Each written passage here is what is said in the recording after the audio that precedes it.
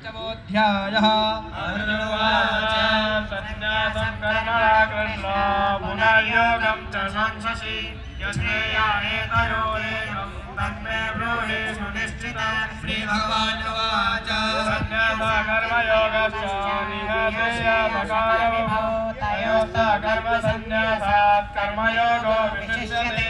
ज्ञेयः सन्न्यासी यो न दृष्टेन काङ्क्षते निर्द्वन्द्वो हि महाबाहो सुखं बन्धात् प्रमुच्यते। साङ्ख्ययोगो व्रतफला प्रवदन्ते न पण्डिता एकमप्यासिता सम्यक् द्वयोर्विदन्ते फलम्।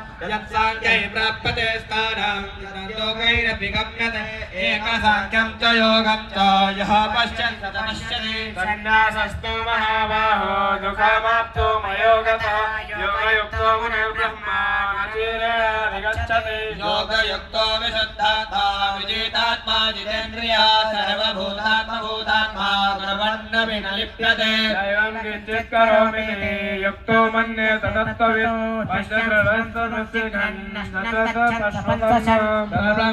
पश्यन्नो निर्विष्णुं निमिष्णन्नपि इन्द्रियाणेन्द्रियातासे वर्तन्ते धारयन्। ब्रह्माण्डराय कर्माणि संयम त्यक्त्वा करोति यः लिप्यते सा न पापेन पद्मपत्र विवाम्भसा।